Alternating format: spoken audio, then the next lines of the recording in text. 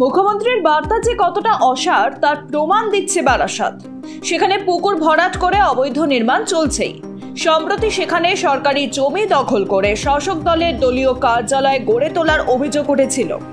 সেই ঘটনার রেশ কাটতে না কাটতেই এবার সেই বারাসাতেই পুকুর ভরাট করে অবৈধ নির্মাণের অভিযোগ উঠল। ঘটনাটি ঘটেছে বারাসাত পুরসভার 4 নম্বর ওয়ার্ডে। একটা পুকুর আছে যেটা মানে আমরা কাগজপত্রে পুকুরই আছে, সে একজন না জানিয়ে মানে এখানে ভরাট করছিল। তারপরে আমি সাথে সাথে যেটা আমার নজরে আসে, আমি সাথে সাথে চেয়ারম্যানকে ফোন করি এবং আমি নিজে ওখানে গিয়ে কাজ বন্ধ করে হোয়াটসঅ্যাপে আগে চেয়ারম্যানকে ছবি পাঠাই এবং সে ওখানে স্পটে দাঁড়িয়েই ফোন করি। তারপরে আমি লিখিত কমপ্লেন জমা দিই চেয়ারম্যানকে এবং তার ভিত্তিতে চেয়ারম্যান পৌরসভা থেকে লোকও পাঠিয়েছেন, ওনার বিরুদ্ধে এফআইআরও করেছে। হ্যাঁ, একদমই দিদি, আমাদের মুখ্যমন্ত্রী, রাজ্যের মুখ্যমন্ত্রী বারবারই নির্দেশ দিয়েছেন যে কোনো পুকুর যেন ভরাট না হয়। সেই কারণে আরো বেশি তৎপর আমরা, যাতে আমাদের ওয়ার্ডের কোনো পুকুর যাতে জলাশয় যাতে না বোঝে সেই ব্যাপারে আমরা সর্বদাই সেদিকে দৃষ্টি রেখে চলেছি।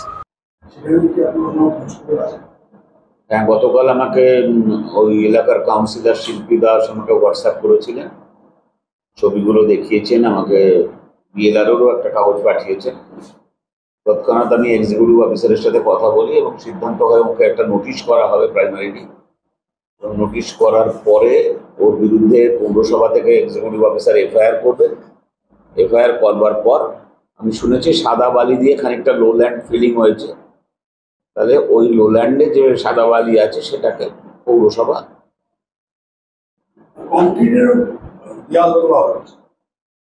গতকাল অব্দি যা অভিযোগ আছে তাতে স্যান্ড ফিলিং এর অভিযোগ আছে। কাউন্সিলর যেটা করেছেন, গতকালই নোটিশ ইস্যু হয়েছে, আজকে প্রবাবলি কাউন্সিলর এলে এফআইআর হবে, এক্সিকিউটিভ অফিসার করবেন এবং আগামীকাল তো ছুটির দিন, হয়তো তার পরের দিন আমরা এক্সিকিউশন পার্টে যাবো, যে সাদা বালিটা ফেলেছে সেটা তোলার জন্য যাবো।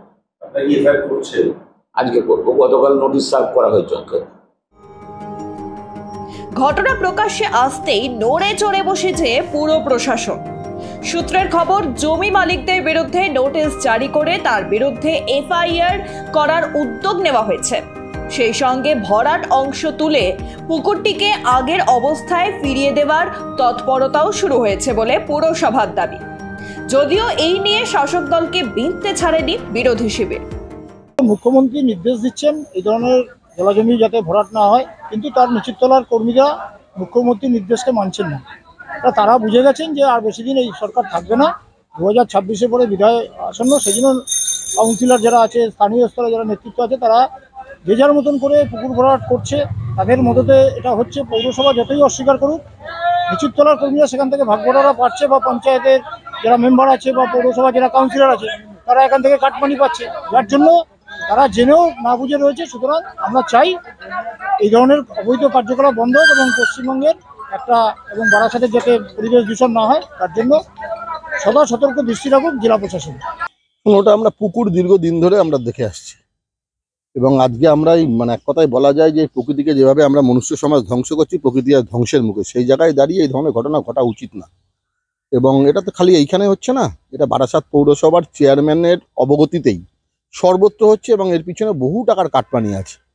এবং এলাকার সাধারণ বাসিন্দারা বারবার মানে বিষয়টাকে নিয়ে জানানো সত্ত্বেও আজ অবধি প্রশাসন কোনো সুরাহা করেনি। আমরা প্রশাসনের কাছে অ্যাপিল করব যে এটা একটা ছোট বিষয় না, যে প্রকৃতি ধ্বংসের মুখে।